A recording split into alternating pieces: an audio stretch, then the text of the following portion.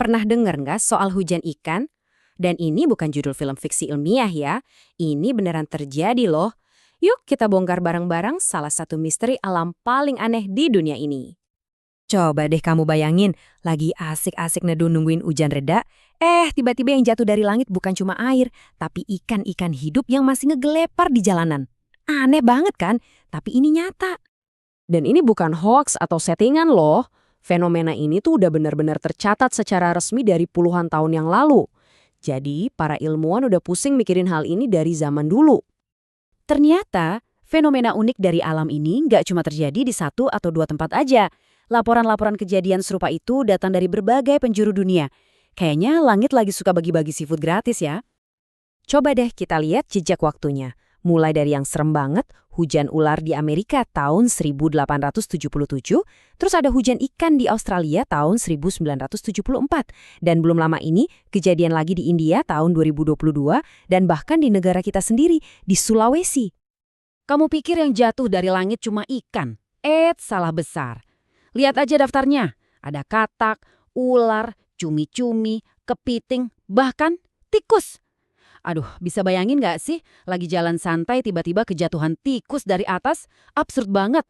Nah, ini nih yang paling dekat sama kita, kejadian di Sulawesi. Uniknya di sana warga bukannya takut, mereka malah seneng banget. Mereka bilang ini rezeki dari langit. Ikan-ikan seger yang jatuh langsung deh dikumpulin buat dimasak. Wah, benar-benar berkah yang nggak disangka-sangka. Nah, sekarang aku mau nanya ke kalian. Coba deh berandai-andai. Kalau di kotamu tiba-tiba ada hujan aneh, kamu pengennya hujan isinya apa? Coba tulis jawaban paling seru dan kreatif kalian di kolom komentar ya. Oke, cukup ya aneh-anehnya. Sekarang waktunya kita pakai kacamata sains dan coba pecahkan teka-teki alam ini. Siap? Yuk kita mulai. Kenalan yuk sama tersangka utamanya. Namanya waterspout atau puting beliung air. Biar gampang, bayangin aja ini kayak sedotan raksasa atau vacuum cleaner super gede punya alam yang terbentuk di atas laut atau danau. Jadi prosesnya tuh simple tapi dahsyat banget. Pertama, puting beliung air ini menyedot air dan semua yang ada di dalamnya dengan kekuatan super. Kedua, ikan-ikan sama hewan kecil lainnya ikut terangkat tinggi banget sampai masuk ke awan badai. Nah, yang ketiga, pas anginnya mulai melemah, semua yang tadi kesedot itu jatuh lagi deh ke darat, bahkan bisa berkilo-kilometer jauhnya dari tempat asal mereka. Kasian banget ya ikannya.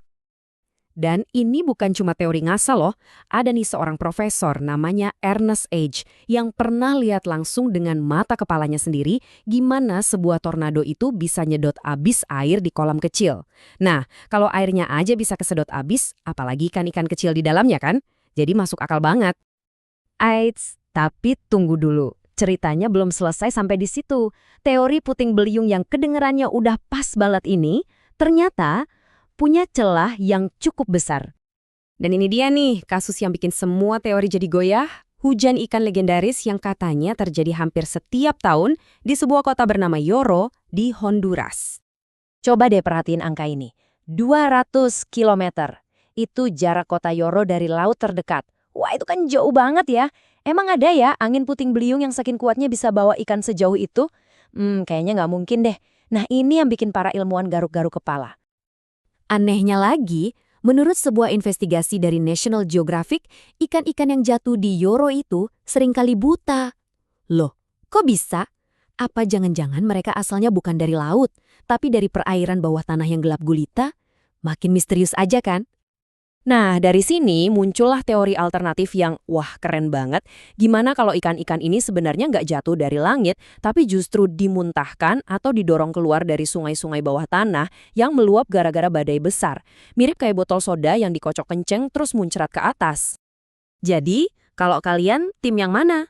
Tim tornado yang lebih logis dan ilmiah, atau tim ikan bawah tanah yang super misterius dan keren? Coba deh pilih jagoanmu dan kasih alasannya di kolom komentar ya. Aku penasaran banget pengen tahu jawaban kalian. Oke, sementara para ilmuwan masih berdebat soal teorinya, kita lihat yuk gimana sih reaksi orang-orang biasa pas ngalamin keajaiban alam yang satu ini. Ternyata jawabannya beda-beda banget. Di satu sisi, ada yang langsung lari ketakutan, ngira ini pertanda buruk atau kejadian aneh. Tapi di sisi lain, kayak di Australia dan Sulawesi tadi, warganya malah pada bawa ember dan wajan. Wah, rejeki jangan ditolak gitu kali ya pikir mereka. Tapi yang paling juara sih di Honduras. Mereka saking seneng dan bersyukurnya sama fenomena ini, sampai mereka bikin festival tahunan yang namanya Festival de la Lluvia de Peces, yang artinya Festival Hujan Ikan. Keren banget ya, satu kota bener-bener pesta pora merayakan ikan yang jatuh dari langit. Jadi gimana dan kesimpulannya? Apakah alam kita ini emang penuh dengan misteri dan keajaiban yang gak akan pernah kita pahami sepenuhnya? Atau semua ini cuma teka-teki sains yang suatu saat nanti pasti akan terpecahkan? Jawabannya mungkin ada di antara keduanya ya. Sampai ketemu lagi di pembahasan misteri berikutnya.